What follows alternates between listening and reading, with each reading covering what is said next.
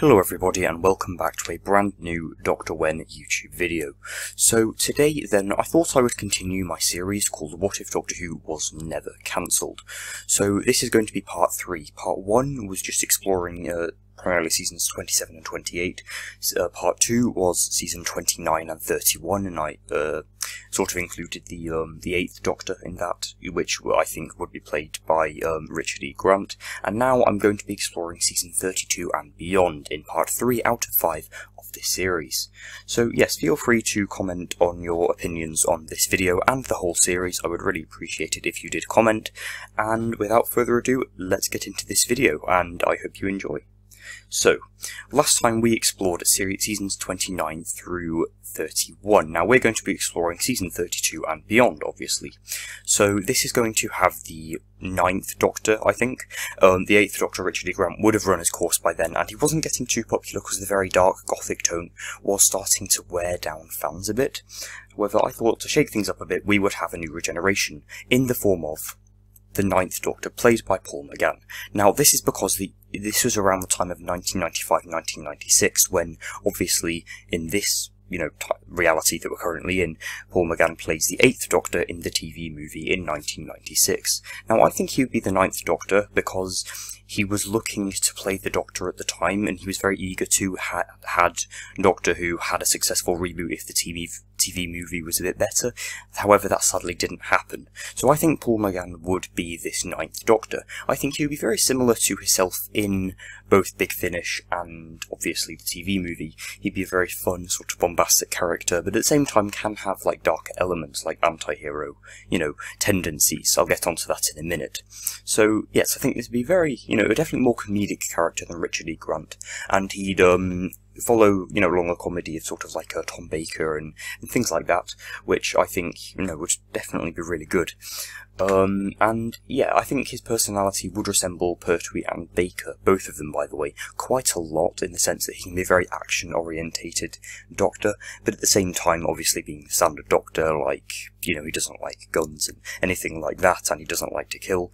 And yes, I think this would work very, very well with Paul McGann. He's obviously an excellent actor, as seen in both Big Finish and the TV movie, and even like The Night of the Doctor. That was amazing, by the way. I definitely recommend watching that short episode.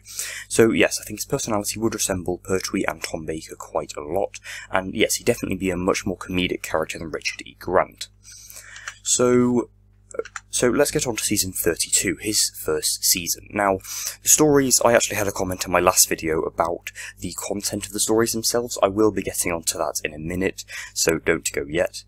So I think this would be 6 stories told across 18 episodes, with higher production value since it's getting more popularity again. I figured we'd probably have less episodes, so they don't, there's not much filler, and it would be very expensive to do really good CGI for, like 40 episodes or something. So I think these would be just 6 3-part episodes. I think that would work quite nicely, and so there's not much filler at all, because that was one of the key problems with Classic Who. I think this would go from 18th of May 1996 to the 14th of September 1996. This is because most of Russell T Davies, who is the showrunner in this reality, and was the showrunner in, obviously, modern Doctor Who from series 1 to 4, and he usually broadcast episodes on Saturdays. I think this would just make sense. 18th of May 1996 to the 14th of September 1996. And I think Grace would be introduced as a new companion, since she was the companion in the TV movie in 1996. It would just make quite a lot of sense. So yes, season 32 would have 6 episodes told across 18 episodes. It would go from 18th of May to the 14th of September 1996, and would have Grace introduced as a new companion. Here are what I think the stories would be in this. So we'd have the 9th planet, which is sort of like the 10th planet, and it would be called that because it's the 9th Doctor's first story, and it's just kind of a play on words because, well, it sounds like the 10th planet and it's with the 9th Doctor, so I think that could kind of lead into Rise of the Cybermen, which is obviously the title of a Series 2 story written by, I can't remember who it was written by, but it was in Russell T Davies' era. I think that would be quite nice, just a little callback, and Rise of the Cybermen would take us to this alternate dimension where the Cybermen are being created, so that would be like a sort of loose two-parter, kind of like Frontier in Space Planet of the Daleks, which is a two-parter in Season 10 of Classic Who, if you don't know already. Then we have The End of Space itself, a crazy, very space-orientated story, where they basically go to the last planet. We actually see this in the episode Listen in Series 8, and I think that would be a really interesting story to see, like, maybe some, like, weird mutated aliens, and it'd just be quite a fun story, I think.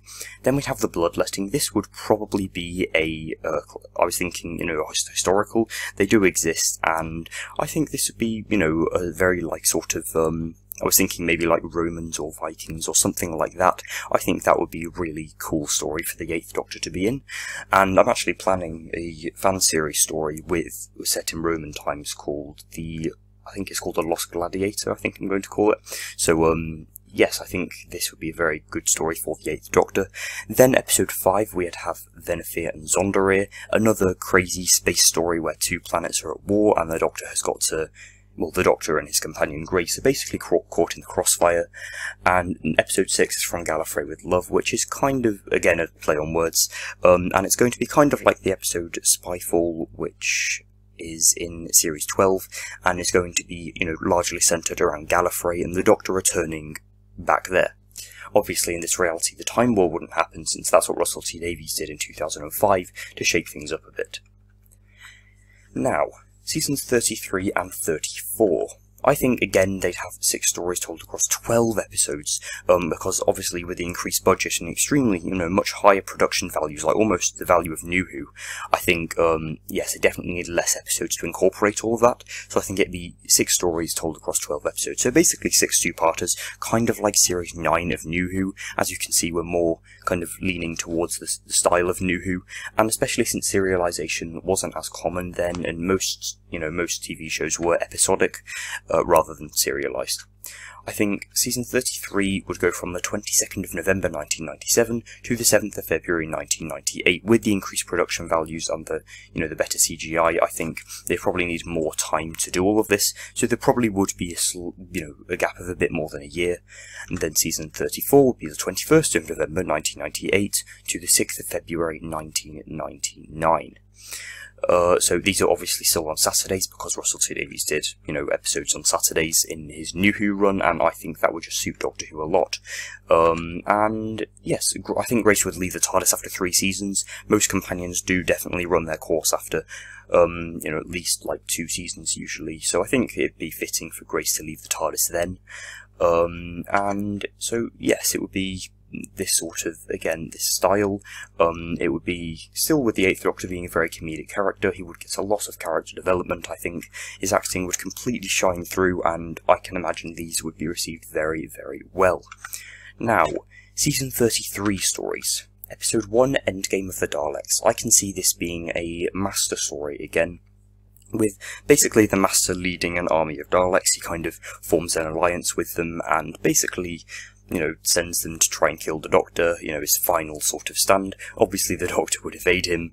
Second one, the Alien in a Box. I was thinking this one again could follow the theme of Gallifrey, and the Doctor could go back to Gallifrey again, being Lord President, and basically kind of explore what happened when he actually left Gallifrey itself, since we don't really get to see that until Series 9 episode Hellbent, and I think that's way too long a wait.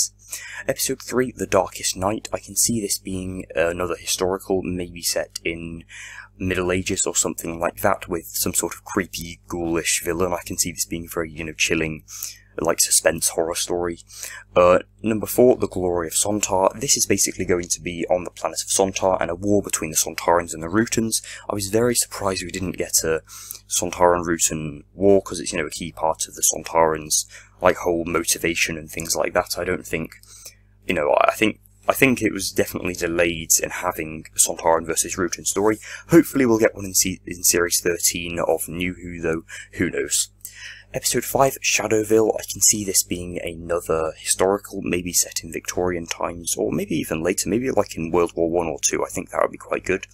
And yes, I can see this being like another very, chilling story about these like shadowy monsters, something like that. Obviously these are very rudimentary ideas, and I might convert them into actual stories with Paul, based around this 9th Doctor's personality, or in real life it's the 8th Doctor. And number 6, The Prisoner of Time. This is basically going to be where it's going to be Gallifrey again, because, you know, that's a major theme throughout this entire season, and he's basically going to be trapped there. He's going to be exiled again for all the crimes he's committed, and yes, it's going to be pretty cool. Season 34 stories now, another slide full of stories. So number 1, I can see this being a very horror style episode, season, since lots of the horror stories in seasons 32 and 33 did fare very well.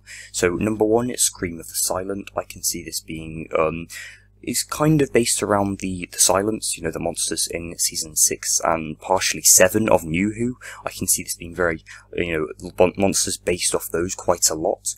Number 2, Necropolis. I can see this being basically a Dark Water Death in Heaven style story, not necessarily with the Cybermen, but where they basically go to where everyone who dies goes.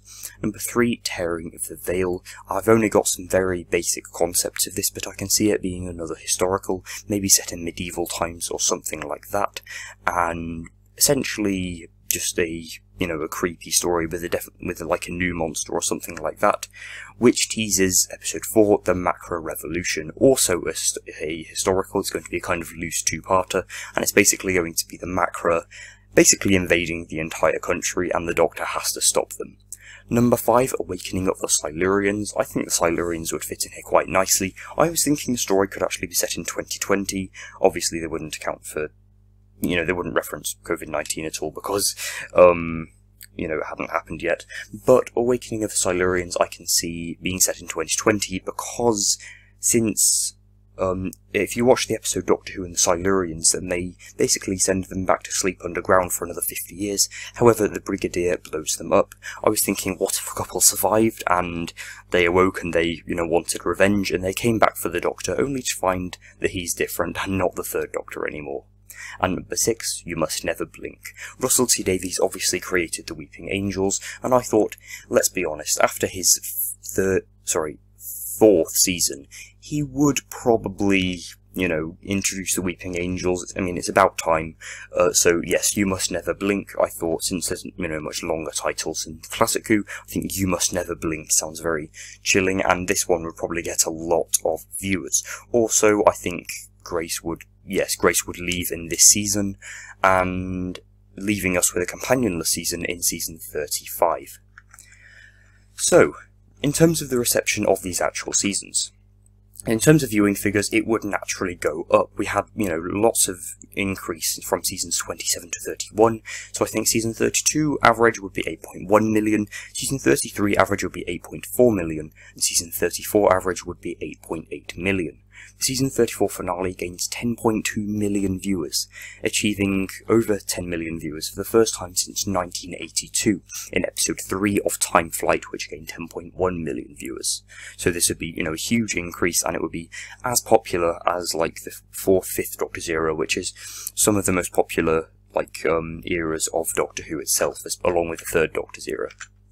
In terms of the budget, the Doctor Who will gain more funding from the BBC as it's getting more and more popular. It started to gain less and less and less, as, well, it's never had that much funding except from New Who, but since it's getting much popular, and they, you know, they probably have more money to spare, I do think it would gain more funding, especially since, you know, it's one of the most popular shows on the BBC. I also think that it would have better CGI and much higher production values. And I just think, you know, the stories would look nicer, obviously better picture quality, and just better CGI special effects. I think it would look really, really nice. So, thank you for watching this video, everybody. I really enjoyed, you know, planning this and recording this. I do love making these videos. Yes, so I hope you enjoyed this video, and feel free to comment down below on any future video ideas you can think of, and stay tuned for a video which is actually coming tomorrow, another chapter of my fan series. I will see you next time, and goodbye.